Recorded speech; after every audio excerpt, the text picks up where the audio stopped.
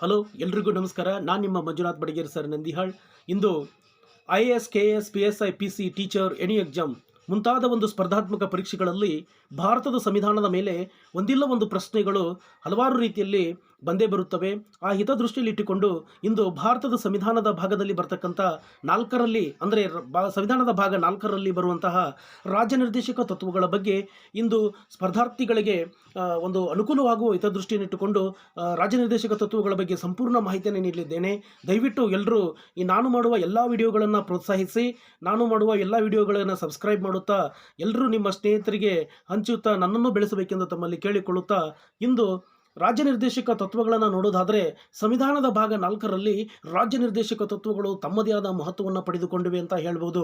ಹಾಗೆ ಈ ರಾಜ್ಯ ನಿರ್ದೇಶಕ ತತ್ವಗಳನ್ನು ಭಾರತದ ಸಂವಿಧಾನವು ಐರಿಸ್ ಸಂವಿಧಾನದಿಂದ ಇದನ್ನು ಎರವಲು ಪಡೆಯಲಾಗಿದೆ. ಈ ತತ್ವಗಳನ್ನು ಸಂವಿಧಾನದ 4ನೆಯ ಭಾಗದಲ್ಲಿ ವಿಧಿ 36ರಿಂದ 51ನೆಯ ವಿಧಿವರೆಗೆ ವಿವರಿಸಲಾಗಿದೆ.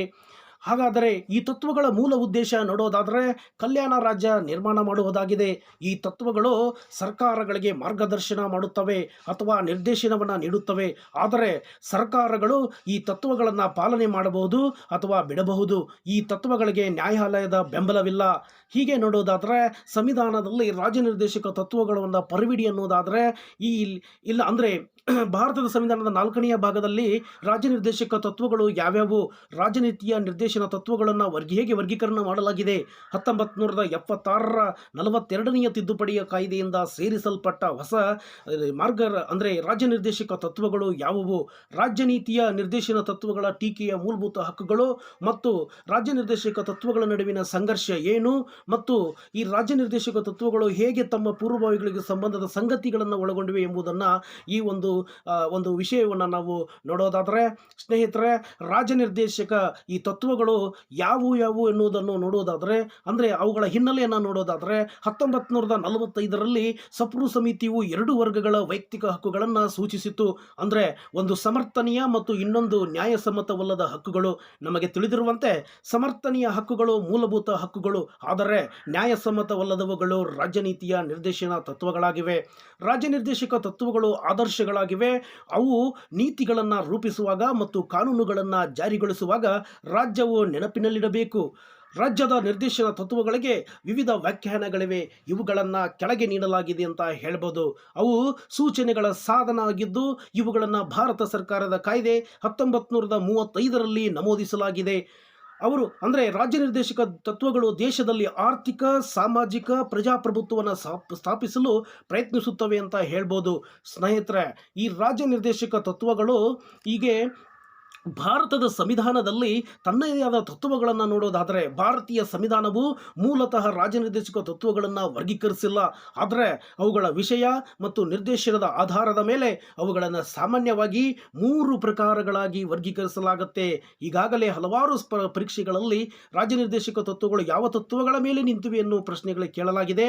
ಅಂದರೆ ಆ 3 ತತ್ವಗಳು ಯಾವುವು ಅಂದರೆ ಸಮಾಜವಾದಿ ತತ್ವಗಳು, ಗಾಂಧಿವಾದಿ ತತ್ವಗಳು ಮತ್ತು ಉದಾರ ಬೌದ್ಧಿಕ ತತ್ವಗಳ ಮೇಲೆ ರಾಜ್ಯ ನಿರ್ದೇಶಕ ತತ್ವಗಳು ನಿಂತಿವೆ ಅಂತ ಹೇಳ್ಬೋದು.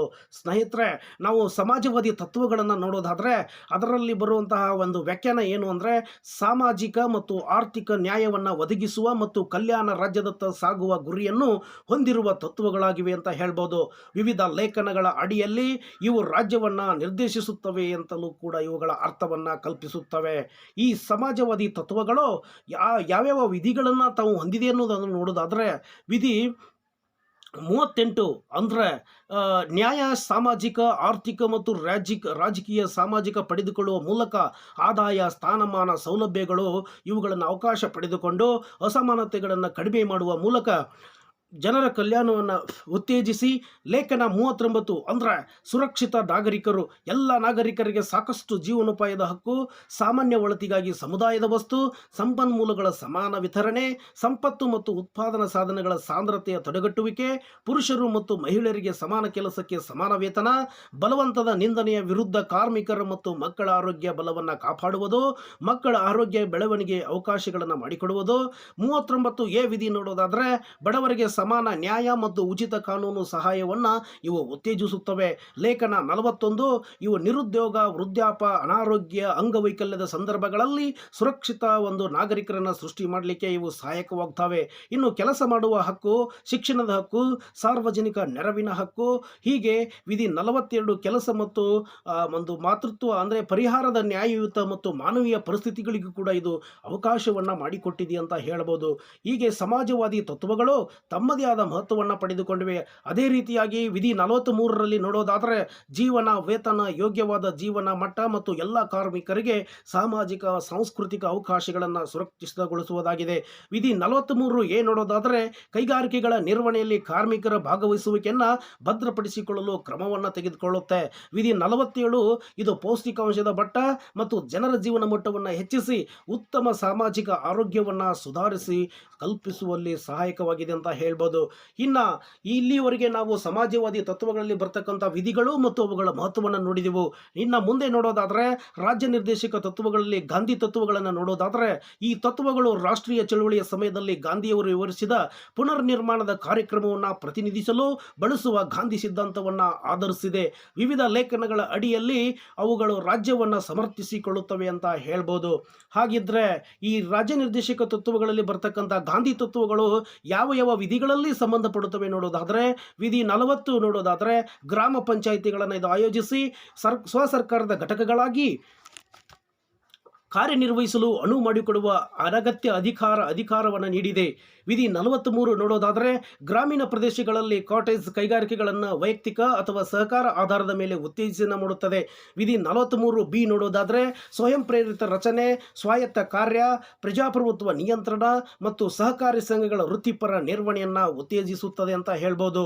ಸ್ನೇಹಿತರೆ, ಇಲ್ಲಿವರೆಗೆ ಇವು ಗಾಂಧಿವಾದಿ ತತ್ವಗಳಲ್ಲಿ ಬರುವ ವಿಧಿಗಳು ಆದರೆ ಇನ್ನು ಮುಂದಿನ ಅವೇ ಗಾಂಧಿ ತತ್ವಗಳಲ್ಲಿ ಇನ್ನೊಂದಿಷ್ಟು ಕೆಲವು ವಿಧಿಗಳನ್ನು ನೋಡೋದಾದರೆ ವಿಧಿ 46 ಏನು ಹೇಳುತ್ತಂದರೆ SC STಗಳು ಮತ್ತು ಸಮಾಜದ ಇತರ ದುರ್ಬಲ ವರ್ಗಗಳ ಶೈಕ್ಷಣಿಕ ಮತ್ತು ಆರ್ಥಿಕ ಹಿತಾಸಕ್ತಿಗಳನ್ನು ಉತ್ತೇಜಿಸಿ ಅವರನ್ನು ಸಾಮಾಜಿಕ ಅನ್ಯಾಯ, ಶೋಷಣೆಯಿಂದ ರಕ್ಷಣೆ ಮಾಡಬೇಕು ಅಂತ ಹೇಳುತ್ತೆ.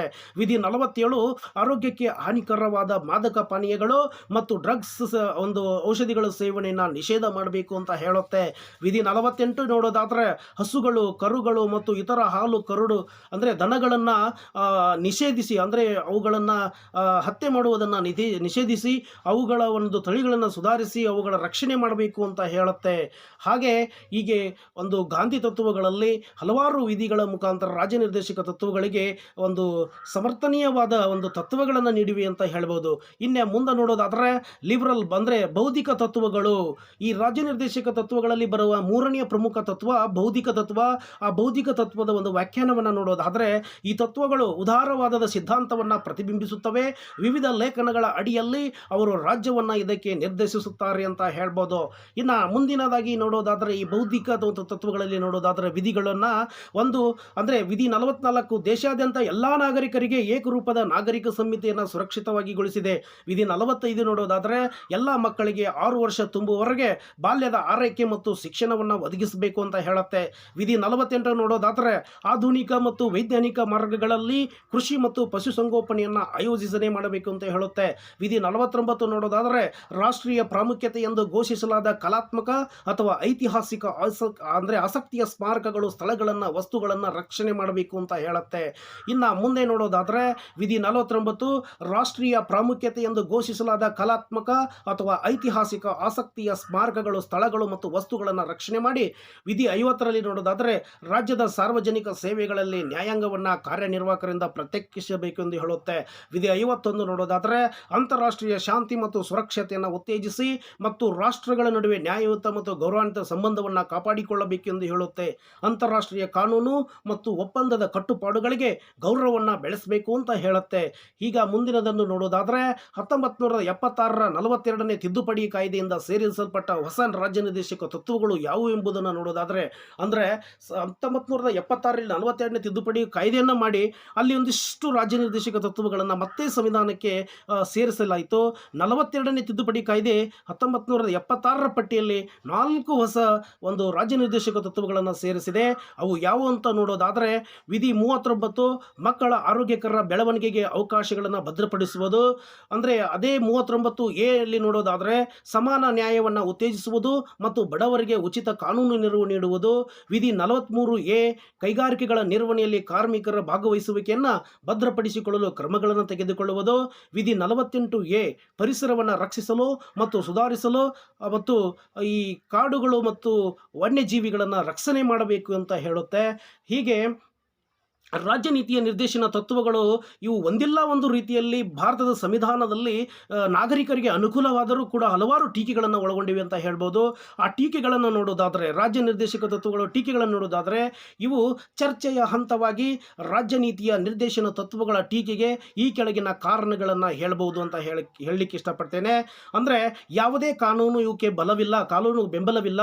ಇವು ತರ್ಕಬದ್ಧವಾಗಿ ಜೋಡಿಸಲ್ಪಟ್ಟಿದೆ ಮತ್ತು ಸಂಪ್ರದಾಯವಾದಿಗಳಾಗಿವೆ. ಇದು ಕೇಂದ್ರ ಮತ್ತು ರಾಜ್ಯಗಳ ನಡುವೆ ಸಾಂವಿಧಾನಿಕ ಸಂಘರ್ಷವನ್ನು ಉಂಟು ಮಾಡಿದೆ ಅಂತ ಹೇಳ್ಬೋದು. ಹೀಗೆ ನಾನು ನಿಮ್ಮ ಮಂಜುನಾಥ್ ಬಡಿಗೇರ್ ಸರ್, ನಂದ್ಯಾಳಾದ ನಾನು ಹೀಗೆ ರಾಜ್ಯ ನಿರ್ದೇಶಕ ತತ್ವಗಳಲ್ಲಿ ಬರುವ ಸಂಪೂರ್ಣ ಮಾಹಿತಿ ಮತ್ತು ಅದರ ವಿಧಿಗಳನ್ನು ಆದಷ್ಟು ಮಟ್ಟಿಗೆ ತಿಳಿಸಲಿಕ್ಕೆ ಇಷ್ಟಪಟ್ಟಿದ್ದೇನೆ. ಈ ಮೇಲೆ ನಾನು ತಿಳಿಸಿರುವ ವಿಷಯಗಳಲ್ಲಿ ಒಂದಿಲ್ಲ ಒಂದು ಪ್ರಶ್ನೆ ರಾಜ್ಯ ನಿರ್ದೇಶಕ ತತ್ವಗಳ ಮೇಲೆ ಸ್ಪರ್ಧಾತ್ಮಕ ಒಂದು ಪರೀಕ್ಷೆಗಳಲ್ಲಿ ಬಂದರೆ ಎಲ್ಲರೂ ಈ ಉಪಯೋಗವನ್ನು ಪಡೆದುಕೊಂಡು ಪರೀಕ್ಷೆಯನ್ನು ಎದುರಿಸಬೇಕೆಂದು ತಮ್ಮಲ್ಲಿ ಕೇಳಿಕೊಳ್ಳುತ್ತಾ, ಹೀಗೆ ನನ್ನ ಎಲ್ಲ ವಿಡಿಯೋಗಳನ್ನು ನೋಡುತ್ತಾ ಪ್ರೋತ್ಸಾಹಿಸಿ ನನ್ನನ್ನು ಬೆಳೆಸ್ತೀರಿ ಅಂತ ನಿಮ್ಮಲ್ಲಿ ತಿಳ್ಕೊಳ್ತಾ ನನ್ನ ಈ ವಿಡಿಯೋನ ಮುಗಿಸ್ತಾ ಇದ್ದೀನಿ. ಇಂತಿ ನಿಮ್ಮ ಮಂಜುನಾಥ್ ಬಡಿಗೇರ್ ಸರ್, ನಂದಿಹಾಳ. ಧನ್ಯವಾದಗಳು.